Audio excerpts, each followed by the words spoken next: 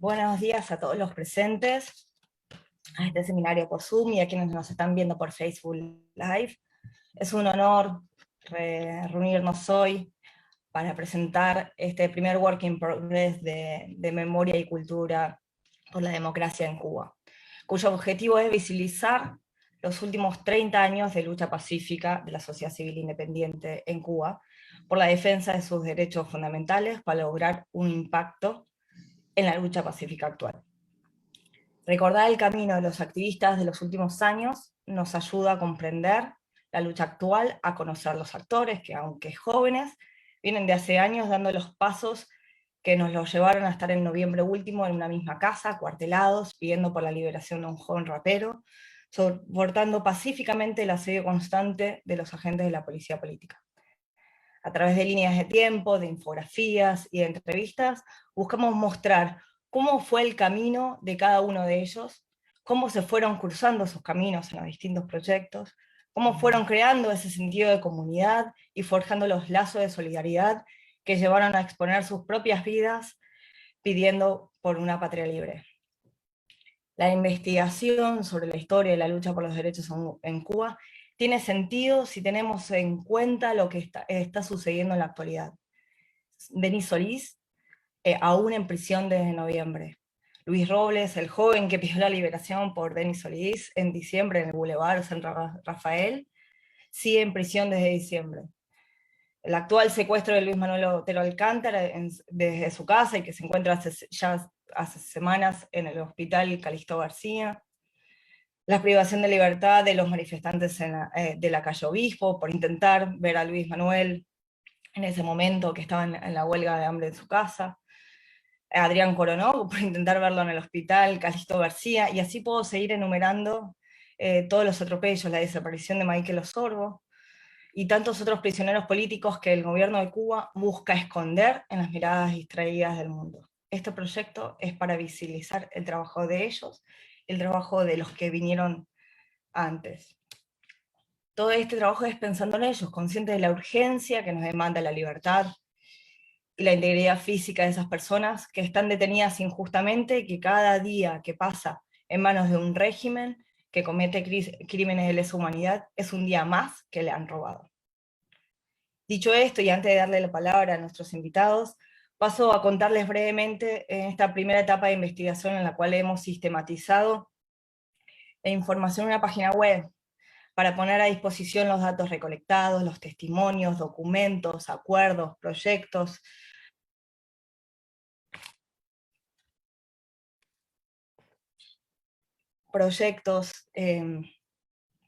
que sirvan de punto inicial de una interacción con ustedes, los protagonistas, de toda persona que haya vivido al menos una parte de esta historia y que quiera compartirla en una práctica de inteligencia colectiva, un proyecto colaborativo.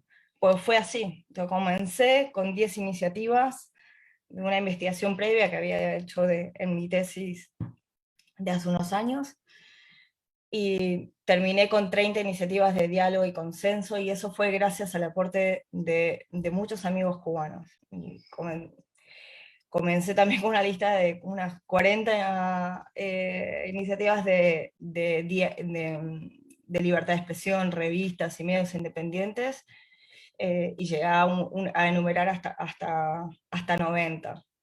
Y eso fue gracias a amigos como Carlos Alberto Montaner, Ciro del Castillo, Elena Larrañaga, Félix Navarro, Orlando Luis Pardo, Reinaldo Escobar, Rafael Almanza, Joe Suárez, Mario Félix Leonard, Dagoberto Valdés, John Suárez, Boris Arenas González, Lía Villares, Norma Hernández. No me quiero perder a ninguno, pero es porque hay muchos otros que también han contribuido, y la idea es que justamente a partir de este momento, a través de la página web, nos hagan llegar con información, iniciativa de todas esas personas que fueron parte de esta lucha por la defensa de los derechos humanos. Entonces, en estos primeros minutos busco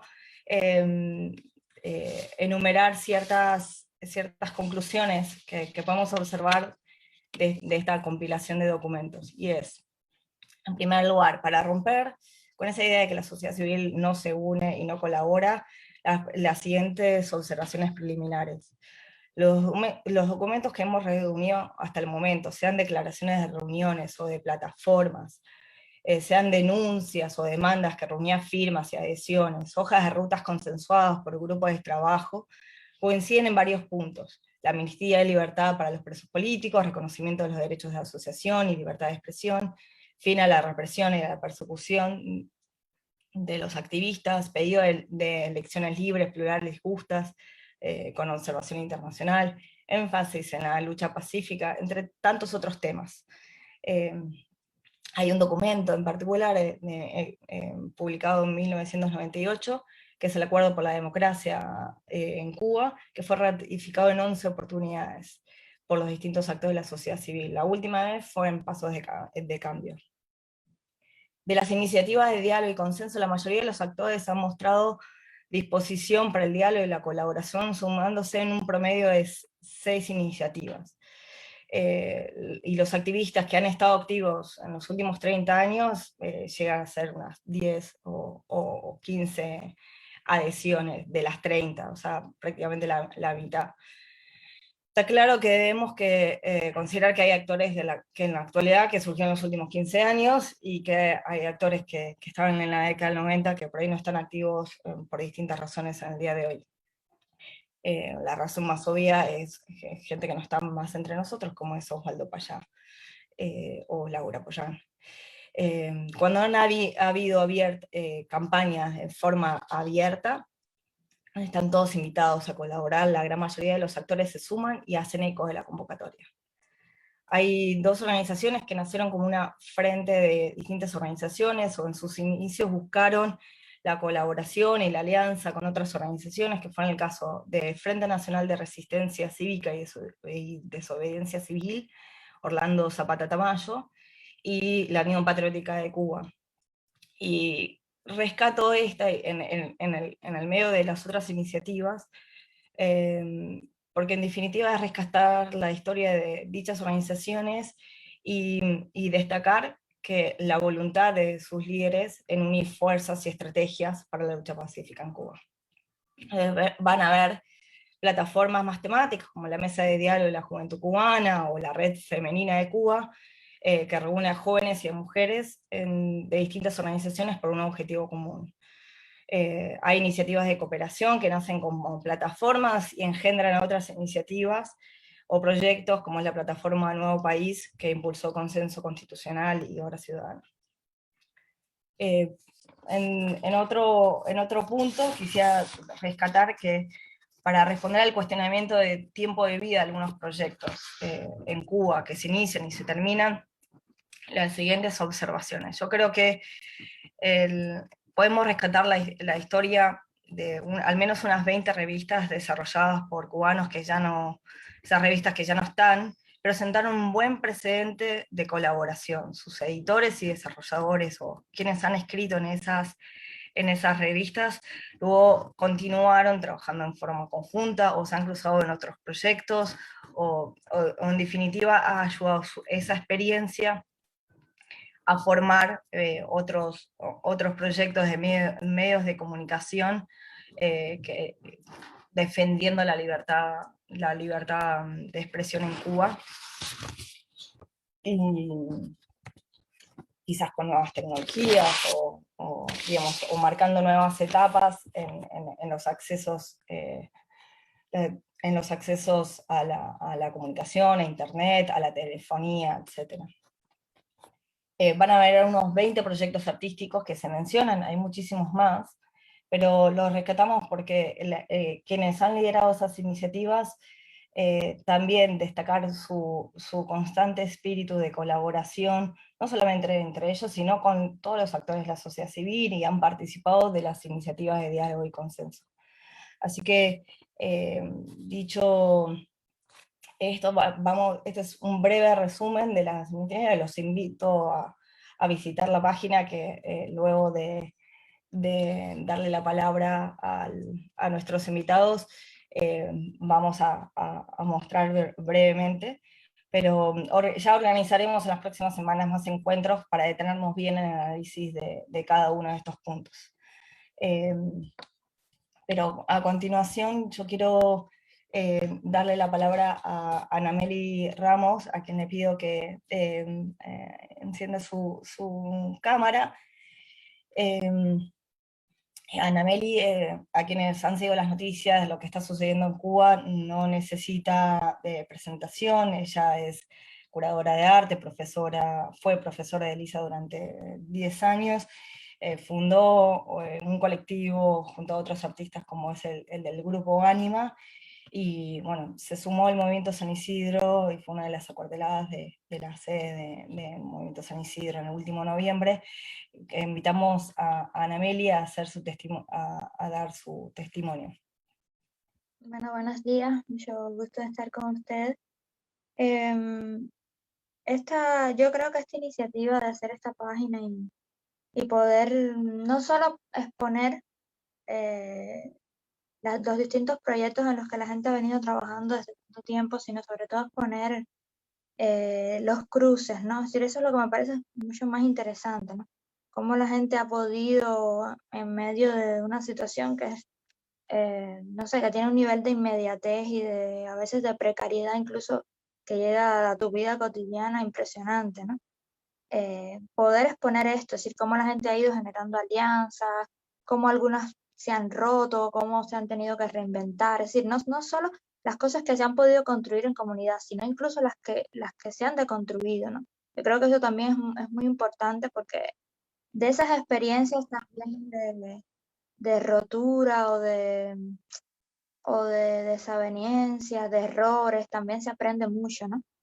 Y a veces nos ha faltado eso, sí, nos ha faltado esa actitud un poco más reflexiva que implica a veces cierto distanciamiento con lo que hemos hecho y con las cosas que se han conseguido en colectivo. Es de entender que haya sido así, es decir, es de entender que haya sido así por varias razones. Lo primero es lo que ya decía ahorita de cómo esta situación de riesgo político en el que uno se encuentra abarca todas las dimensiones de tu vida hasta llegar a lo más mínimo, ¿no? De tu cotidianidad. Pero también hay otras razones, ¿no? Que tienen que ver con la manera en que opera también el régimen, ¿no? El régimen intenta ir desmontando, ¿no? Desmontando no solo los niveles de organización que se puedan conseguir, sino también desmontando la memoria. Es decir, el régimen intenta borrar todo el tiempo lo que se ha hecho, justamente para que la gente pierda como esa cosa del largo aliento, ¿no? Del a largo plazo, y viva todo el tiempo como en la inmediatez de que si te cojo, te suelto, te vuelvo a coger, te vuelvo a soltar, y así. Entonces, además, te genera como una especie de ansiedad y de incertidumbre que se suma a la incertidumbre a la que todos viven en Cuba normalmente, pero esta es la incertidumbre de, bueno, un día ya no te soltarán más, ¿no? Entonces te pasas mucho tiempo preparándote para ese día que no te van a soltar, y hay muchas cosas a nivel de proyecto, de objetivo, de rumbo más a largo plazo que entonces no puedes ir construyendo. Eso me parece que es algo grave, ¿no? Y que hemos tenido que ir aprendiendo a lidiar con eso y a entender que esa estrategia de desgaste es una de las cosas que más nos afecta, ¿no? Eh, yo creo que el régimen ha ido aprendiendo en los últimos meses a, como, no sé, los mecanismos de represión se han ido sofisticando. Yo creo que ellos han establecido como una estrategia en estos últimos meses de individualizar la represión. Es decir, ellos saben que tienen una serie de personas que ellos consideran una amenaza, y, y entonces van a tratar de aislar a esa persona desde todos los puntos de vista posibles, incluso usando estrategias a nivel psicológico y demás, y van atacando como tus redes de contactos, ¿no? Y van como ejerciendo esa represión y te van aislando, te van quitando todo aquello que te permite a ti ser funcional en la sociedad. Y eso ha venido increciendo justamente por el tipo de persona también que se ha ido involucrando en esta cuestión de la disidencia, de la oposición, y que son muchas veces personas que tienen una red de contactos amplia, son intelectuales, son artistas, o son activistas que vienen de otros mundos, pero que tienen relaciones, o son músicos, o en fin. Entonces ellos han atacado justamente eso. Una de las cosas que demuestra eso es no solo las amenazas que le han hecho amigos, a familiares, sino también cómo la represión se ha movido a los barrios donde esas personas viven. Ahora mismo, después de que sacaron a Luis de su casa en San Isidro, el barrio sigue militarizado, es decir, siguen estando las patrullas, sigue estando la policía, aunque Luis no está ahí hace un mes, pero igual, es decir, no es Luis ya, es lo que Luis ha generado en ese universo que es el barrio de San Isidro, y así mismo sucede con Michael, es decir, Michael se lo lleva desaparecido 9 días, y siguen las patrullas ahí. A mí me han mandado las fotos de las patrullas y de los policías que siguen en las inmediaciones del Parque Cristo, también porque ahí vive Esteban.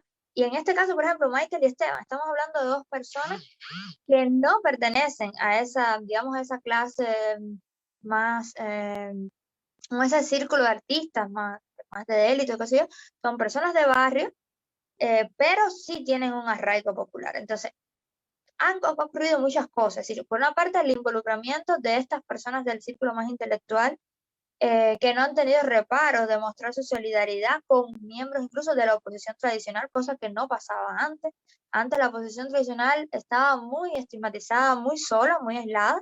Ahora eso se ha ido como que mezclando, pero además estas personas se han ido aliando entonces con estas otras de los barrios. Es decir, yo creo que se está viendo como una pluralidad mucho mayor a la hora de enfrentarse al régimen, y entonces el régimen, por supuesto, que ha instaurado nuevas estrategias. A eso se le suma como que la escalada de violencia ha alcanzado niveles increíbles. Es decir, estamos hablando no solo de las personas que están presas, se sabe que hay una lista enorme de presos políticos, son más de 145, pero en estos 2 meses la lista va a crecer posiblemente casi en 20, porque hay ahora mismo muchas personas encausadas, muchas personas detenidas de manera arbitraria, pero a eso, es decir, a la fabricación de esas causas y a la arbitrariedad de esas detenciones se le suma el hecho de que hay muchos otros activistas con prisión domiciliaria, pero ya no es con prisión domiciliaria de un día, no, con fechas señaladas, no. A veces estas prisiones se están extendiendo un mes y más. Ileana Hernández lleva más de 45 días sitiada, por poner un ejemplo.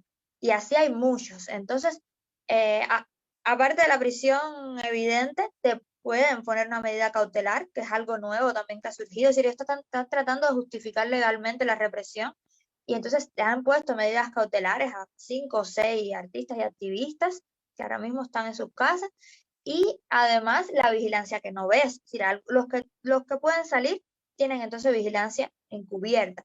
Entonces, es ya un nivel de que simplemente no puedes vivir, no puedes trabajar, esas personas no pueden salir a trabajar normalmente.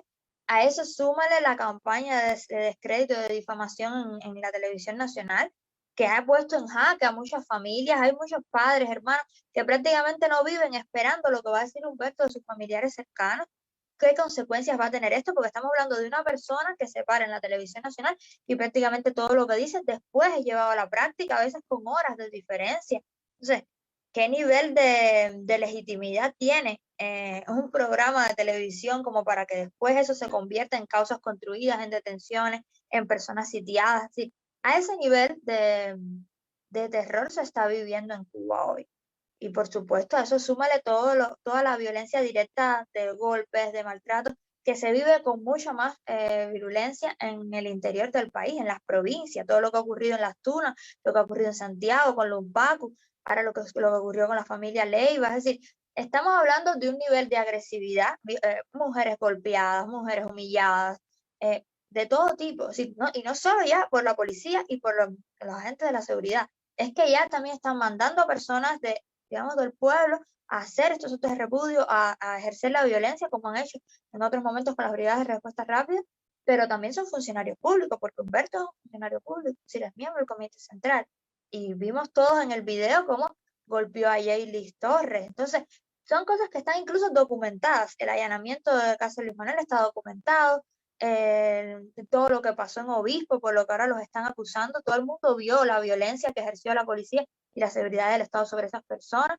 Los actos de repudio están muchos documentados, y sin embargo, aún así, esas personas no solo son violentadas, sino que después son acusadas y no tienen manera de defenderse. Es decir, el desamparo es tal no solo por las violaciones de derechos que se cometen, sino porque luego tú no tienes forma de reclamar y de revertir esa situación de ninguna manera. Te quedas simplemente a expensas de todas las mentiras que se puedan generar. Entonces, ahora mismo la situación es crítica. Luis Manuel secuestrado en un hospital, su privacidad violada totalmente, videos manipulados, videos que él no sabe que lo están grabando, todo el cerco policial que hay alrededor del Calixto con una patrulla en la misma puerta de un hospital público. ¿Qué es eso? Es decir, eso es algo inaudito. Michael desaparecido, lo están encausando por 3 delitos y no sabemos dónde está, no aparece en los registros de las estaciones policiales.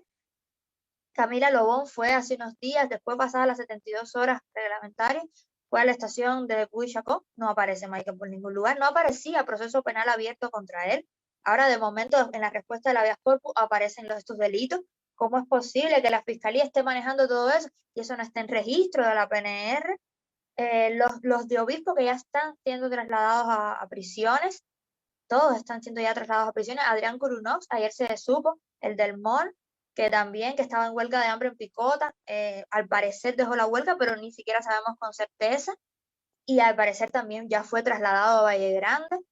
Los de las Tunas que están presos, también, es decir, la situación es crítica en el país completo. La UNPACU sigue con cerco, todos los activistas que están de prisión, el gato que está preso, en fin, es una cantidad de personas, ya les digo, casi 20, que han sido encausados en estos 2 últimos meses, y evidentemente esto también responde a lo que se habló en el Congreso del partido. Es decir, en el Congreso del partido, los discursos que salieron, no solo de Díaz-Canel, sino de otros funcionarios, son muy agresivos, son discursos súper agresivos, y estamos viendo las consecuencias de todo eso, es decir, del artículo, el famoso artículo 4 de la Constitución, pero además de la ley 88, de la cual habló Humberto el otro día nuevamente en la televisión, y que todos recordamos tristemente de la Primavera Negra. Es decir, se está viviendo un estado de terror, y la respuesta internacional, aunque ha habido pronunciamientos de algunos diputados del Parlamento de Estados Unidos, del Parlamento Europeo, del Departamento de Estados Unidos, de Amnistía Internacional, de Human Rights Watch,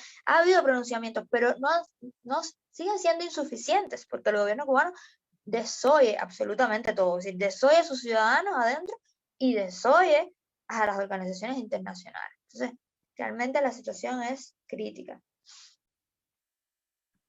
Agradezco, Ana, por tu testimonio y bueno, y esta actualización de la agenda actual de la lucha por los derechos humanos en Cuba. Le voy a dar la palabra a Henry Constantín, a quien me había pedido. Bueno, bienvenido, Henry. Disculpa. Bienvenido. Problemas tecnológicos. Bueno, es un lujo tenerte conectado desde Cuba. Bueno, una vez más agradecerte por toda la colaboración que nos has dado para sumar y poder nombrar a tantas revistas e iniciativas que defendieron y defienden la libertad de expresión en Cuba. Así que la palabra es toda tuya. Bueno, primero muchas gracias por haberme invitado, lo puse en Facebook ahora mismo, muchas gracias Micaela por haberme, Cultura Democrática, invitado a colaborar en este proyecto que hacía muchísima falta en Cuba, alguien que se detuviera, hiciera el recuento de todo lo que ha habido y todo lo que hay ahora mismo en periodismo o cercano al periodismo independiente en esta isla y bueno, también en sus alrededores, porque el periodismo independiente cubano es bastante transnacional, por suerte. Por otro lado, bueno, estaba escuchando las palabras de Ana Meli y ese es me sirve de, digamos, de marco para ubicar ahí al periodismo, ese mismo marco que pinta Ana Meli con variaciones de más intensidad, de más peligro o de periodos de ligero reposo, es el que han vivido decenas, cientos, mejor dicho, de personas en el periodismo independiente cubano, gente que se ha acercado de alguna manera a expresar lo que sienten o a escribir noticias o a investigar reportajes o a hacer videos. Son cientos los colegas, muchos inclusive ni siquiera saben que han hecho periodismo o no han sido conscientes y son cientos las personas que han vivido ese mismo panorama represivo de hostigamiento general, de amenaza de prisión o de prisión. Yo quería, digamos, tocar algunos puntos en este recuento del periodismo, repetir, mencionar los nombres, creo que Ana María ya lo hizo, de Mari Carla Ares y Esteban Rodríguez, dos colegas nuestros que estaban en la protesta de obispo y que ahora ya están en prisión formalmente, aunque no tienen una causa aún. pero bueno, las probabilidades de que la tengan, causa arbitraria, solo por protestar, y en el caso de Mari Carla, por filmar esa protesta en Ovid, nos hacen, digamos, a todos los demás ponernos como en deuda. Tenemos 2 colegas ahora mismo en la prisión. Cuba vuelve a tener periodistas presos, después de haber salido de prisión hace unos cuantos meses atrás, Roberto Jesús Quiñones, por un motivo parecido también, por hacer acto de presencia en un lugar donde estaba ocurriendo una violación de derechos humanos y por tratar de reportarlo. Bueno, este panorama que se ha vivido digamos, con altas y bajas, con periodos más graves, donde ya los presos han sido muchos, en ausencia de Internet, porque hubo un gran periodismo independiente en los 90 que no podía llegar a Internet, que funcionaba a través de máquinas de escribir, que funcionaba a través de fax, de teléfonos vigilados por la seguridad porque se transmitían noticias. Este gran periodismo independiente cubano, yo creo que tiene varias peculiaridades, tanto el antiguo como el actual, aunque quizás se han acentuado en la actualidad, y es que ha habido una diversidad. En primer lugar, diversidad de técnicas, porque en estos momentos, inclusive las redes sociales son el vehículo para muchos medios de prensa independientes o colegas para expresar todo lo que están viendo, todo lo que están pensando, lo que ocurre. Diversidad también de formatos periodísticos como tal, de género, ¿no?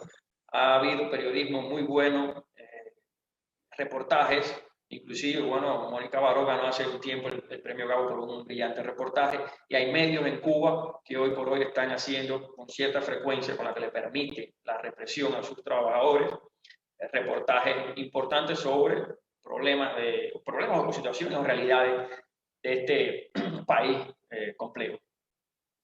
Hay medios como Cibercuba o ADN que se han enfocado más en la noticia constante, en mantener un flujo de información permanente que cubra la mayor cantidad de espectros de la vida, que genere interés en cualquiera de sus titulares, o sea, como premisa el interés, aunque también tienen un trasfondo de enfoque en digamos, la defensa de la libertad de expresión y derechos humanos, y eso también es muy importante.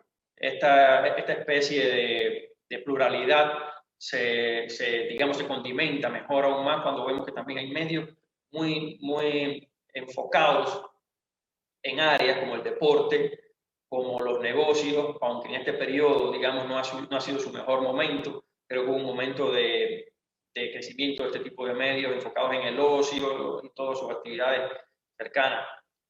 En el periodo que coincidió con el deshielo de Obama, y luego, bueno, vino la represión de nuevo y muchos de estos medios han disminuido bastante su presencia, al menos, o han sido más censurados también. Cuando se les toleró antes, ya no se les tolera. Hay medios que hay que saludar que han perseverado muchísimo. Yo, bueno, tengo que hablar de que le debo también un poco de mi propio trabajo. O sea, dirijo La Hora de Cuba, que es un medio independiente, pero le debo también mi propio trabajo, mi crecimiento como profesional, a Convivencia, la revista en la que trabajé y fui parte de su consejo de redacción mucho tiempo, que a su vez es un medio que se nutrió de la experiencia de muchos de sus integrantes, su director en la revista Vitral de la Iglesia Católica. O sea, se puede estudiar a veces hasta la genealogía, inclusive de la prensa independiente de Cuba. Si se empieza desde ahora, se le puede seguir un hilo hasta los 90, hasta esos que empezaron desde espacios menos reprimidos, quizás, como las revistas de la Iglesia Católica, hasta aquellos que estaban en franca persecución policial todo el tiempo, y que muchos de ellos, como Normando Hernández o Raúl Rivero, pagaron con prisión su apego al periodismo. Quería también, bueno, marcar que en este tema de los medios es importante ver que, si bien en otras etapas se podía distinguir una diferencia, probablemente en temas de profesionalidad, en temas de visibilidad entre periodistas y medios en La Habana y los que estaban fuera de La Habana, yo creo que las redes sociales y también el hecho de que La Habana ha sido, digamos, escenario de protesta, de desafío muy grave para el régimen, pues ha hecho que prácticamente ahora los que tienen más peligro son los que están en La Habana, y ahora mismo también, además de los presos, pues ahí está Iliana Hernández, ahí están Luis Escobar, Camila Costa, María Matienzo, con frecuentes, Héctor Luis Valdés, con frecuentes arrestos domiciliarios. Iliana Hernández, que ya tiene el récord, yo creo, en Cuba de arrestos domiciliarios, me atrevo a asegurarlo. Y también otra cosa, que ocurría mucho en los 90, que durante un tiempo pues hubo un debate en el periodismo independiente cubano entre la vinculación al activismo y la vinculación al periodismo. Este debate en que a veces había colegas o académicos que decían, no, los periodistas cubanos son demasiado activistas, a veces con un tono peyorativo, o los activistas cubanos que hacen periodismo necesitan más profesión, también a veces con tono. Ahora ha habido una mezcla y nos encontramos con un mundo periodístico en el que el activismo está muy conectado. Son personas que o han llegado al periodismo por la universidad o lo han llegado por, digamos, por la vida, lo han escogido en los últimos tiempos, pero que además no han podido desprenderse de su faceta humana, no han podido prescindir de ser cubanos en las situaciones y de no solo filmar una directa, sino también solidarizarse al momento con los que están protestando frente a esa directa. Bueno, lo vimos el 27 de enero, en que parte de los detenidos eran periodistas y el agredido por el ministro de Cultura era uno de los que acudió allí con ánimo también de exigir libertad para los que estaban presos en otro lugar, pero que fue, que bueno, transmitió parte de aquello y fue agredido y todos sufrieron el mismo castigo, activistas, artistas y periodistas. Y son muchos de los elementos que se pueden hablar del periodismo cubano. Yo creo que hay también que, como mismo se hablan de estas cosas positivas, destaca todavía el casi colectivo enmudecimiento provocado por el Estado sobre un sector importante de los periodistas que están en Cuba, no solo los estatales, sino también los corresponsales extranjeros, un grupo de trabajadores medios que solo en raras ocasiones ha lanzado información hacia afuera. A veces, recuerdo, bueno, la Primavera Negra, yo supe de la Primavera Negra del arresto de opositores y periodistas gracias a la prensa extranjera, que fue la única voz en ese momento, pero lo que a veces se espera más, ¿no? Están en La Habana, tienen más posibilidades, y ahora cuando para los periodistas independientes en La Habana se vuelve tan difícil hasta salir a la calle, o a través de conectarse a internet porque se la cortan, pues bueno, es un grupo de colegas del que se espera todavía mucho más. Yo también quería mencionar otros medios. Yo creo que hay medios en los que yo no he trabajado directamente, pero que muchos cubanos que hemos estado envueltos en problemas, ejercer la expresión, ejercer el activismo, lo que sea, hay que, digamos, deberle dar las gracias. Y ahí está Cubanet, Diario de Cuba, por ejemplo, sobre todo Cubanet, que es mucho más antiguo y que estoy seguro, hay Radio Martí.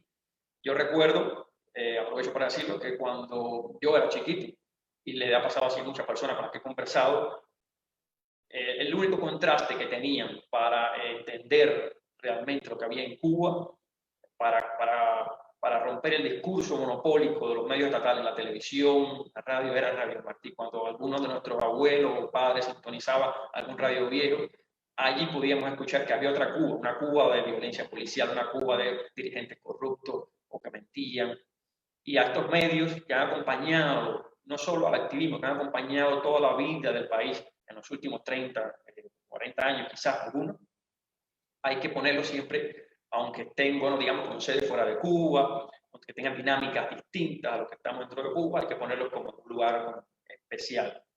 A mí también me gustaría destacar que el periodismo independiente cubano no solo ha estado, digamos, en medio de las situaciones más difíciles, reclamando las libertades más importantes que él mismo siente que necesita para poder existir, sino que también, cuando uno hace un recuento, sobre todo en estos años de la Internet, pero cuando uno hace el recuento en los últimos 20 o quizás más años, prácticamente todas las noticias relevantes de Cuba han tenido el periodismo independiente, y prácticamente todas las noticias relevantes de Cuba que no han salido en los medios estatales o que se han demorado a salir, han salido primero en la prensa independiente. En la prensa independiente, bueno, ahora mismo, que incluimos ahí aquellos que se comunican desde Facebook. Pero recuerdo, por ejemplo, la plaga de los caracoles africanos fue revelada por 14 y medio. Recuerdo los reportajes que hizo Diario de Cuba sobre el tema de la esclavitud de los médicos en el extranjero. Tengo presente, bueno, en el proyecto que participo, La Hora de Cuba, hemos relevado desde casos de violencia, de represión de derechos humanos que no habían sido comentados, hasta temas de problemas sociales, un caso inclusive que había sido silenciado, de pedofilia por parte de funcionarios, profesores de una escuela, y así, prácticamente todas las noticias, bueno, los periodistas independientes cubanos han estado cerca de las víctimas en los tornados, cerca de las víctimas de los ciclones, cerca de los repatriados para que cuenten su historia. O sea, yo creo que es muy difícil contar el presente de Cuba y la historia reciente sin acudir a la prensa independiente cubana, sin acudir a esos colegas que desde diferentes lugares, con diferentes conocimientos y técnicas, han hablado de Cuba. Y a ellos, bueno, gracias por haber hecho este trabajo recopilando mucha de su historia, mucha de su información.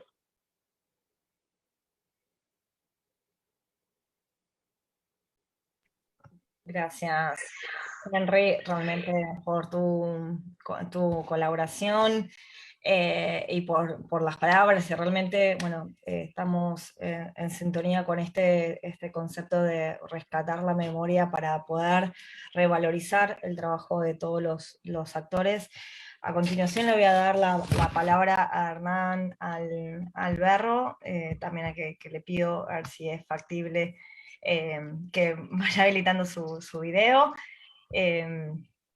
Y Hernán Alberro él es periodista, bueno, ha trabajado como director y coordinador de programas de Cadal durante 17 años. Yo de hecho lo conozco hace 13, 14 años, trabajando por este tipo de causas. Él es consultor internacional en materia de defensa de los derechos humanos y cooperación internacional, y se ha sumado a este proyecto realmente contribuyendo con su experiencia y aportando bastante valor, así que le cedo la palabra a Hernán. Bienvenido. Gracias, Mica.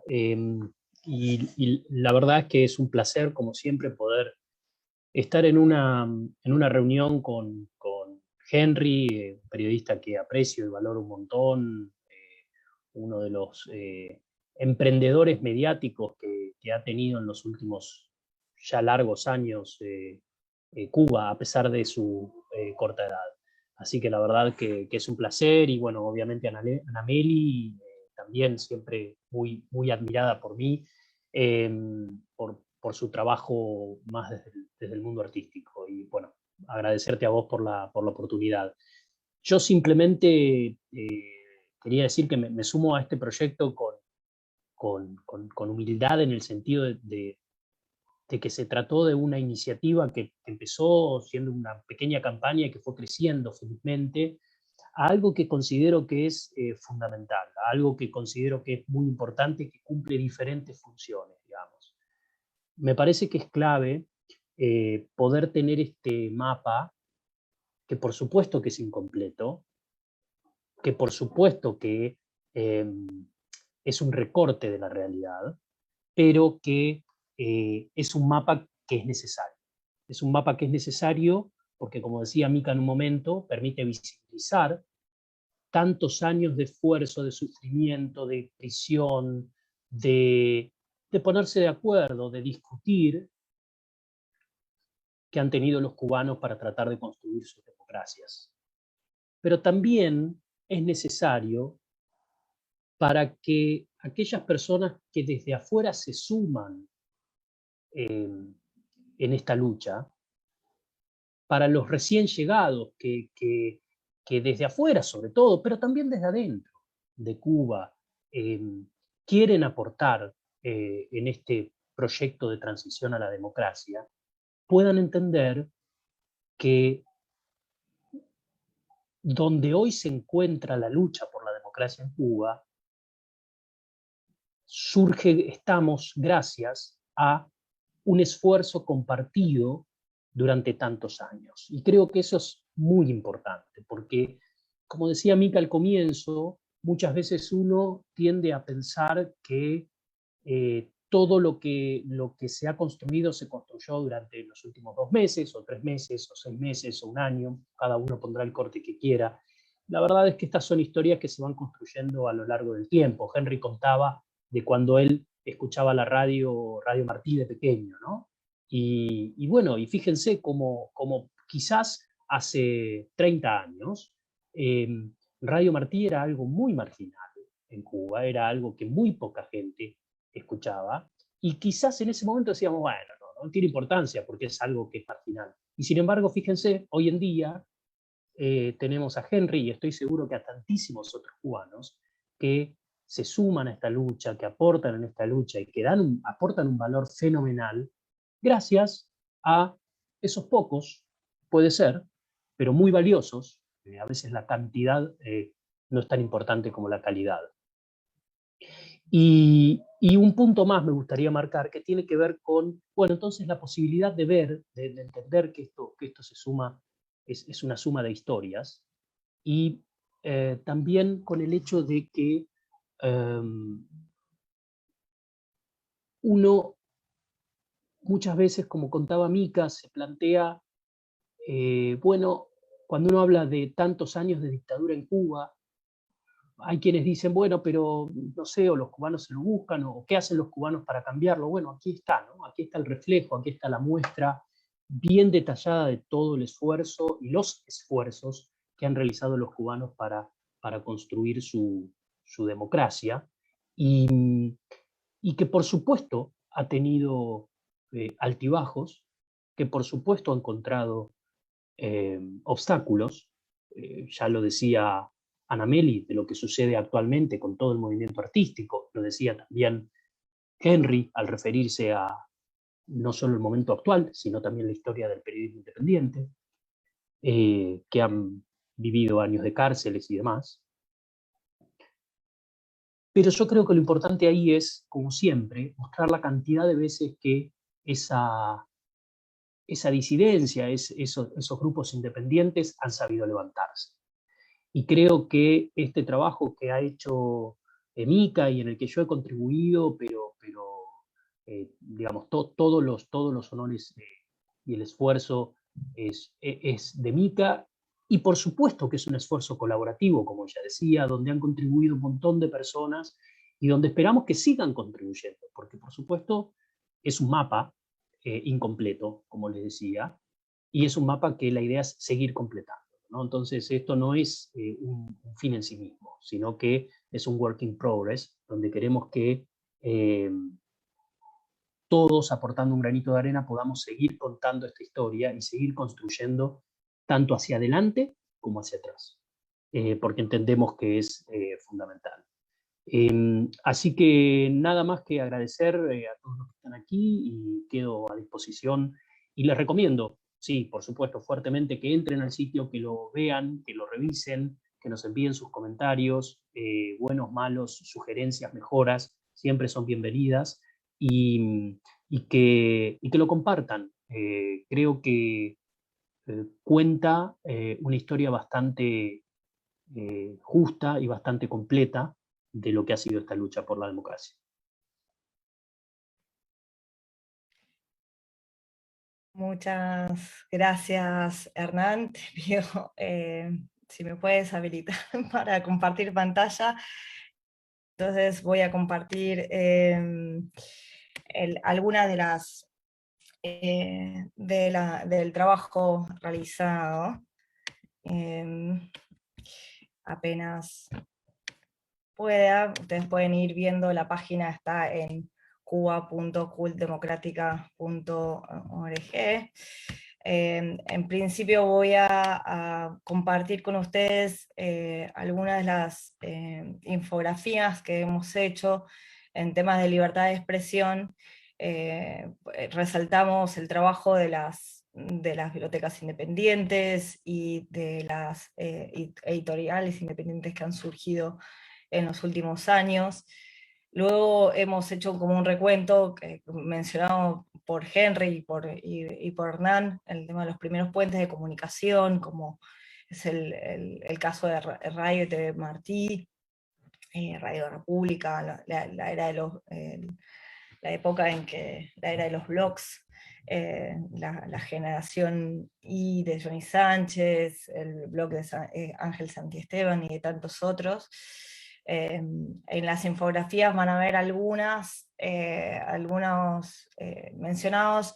En los escritos, en los artículos van a ver más personas y más proyectos aún mencionados. todas las revistas y periódicos digitales hoy activos en Cuba, una línea de tiempo de cuándo han surgido.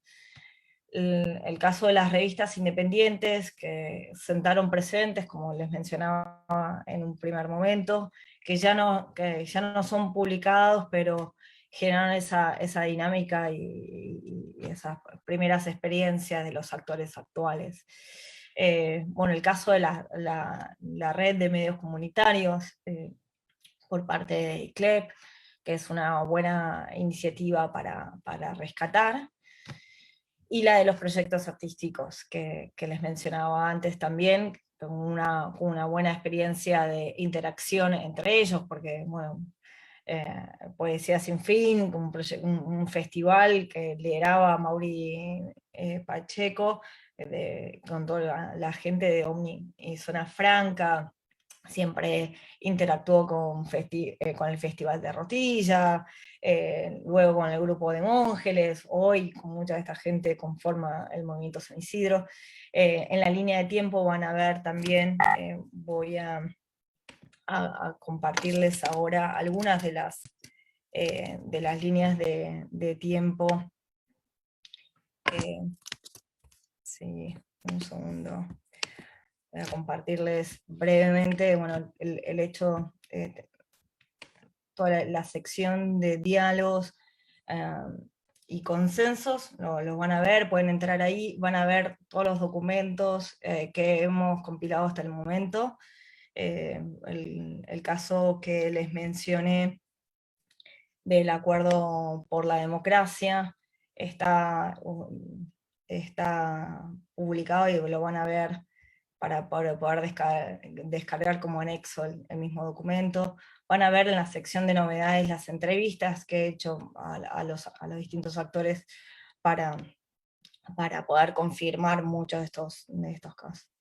Y en la sección de memoria van a ver todas estas líneas de tiempo, por ejemplo, NUAL 349, todos los acontecimientos que le precedieron al movimiento San Isidro, que conformó al movimiento San Isidro, de hecho. La Bienal de La Habana, que lideró Luis Manuel Otero Alcántara. Bueno, de alguna manera para quienes no están, no siguen en el día a día lo que sucede a Cuba, tengan la historia y expliquen de quiénes son los actores y cuáles son los trabajos que han hecho hasta el momento. Entonces, los invito, van a ver las distintas líneas de tiempo, vamos a hacer a futuro otras que la iremos actualizando. Como proyectos tendremos seguiremos con la investigación sobre las organizaciones de la sociedad civil, y con todos los esfuerzos para lograr la democracia en Cuba. Y bueno, estén atentos a nuestras publicaciones, porque haremos un evento para profundizar en todo esto. Hoy simplemente era como un lanzamiento y una presentación de la página web, y con nuestros invitados para dar a conocer esta iniciativa.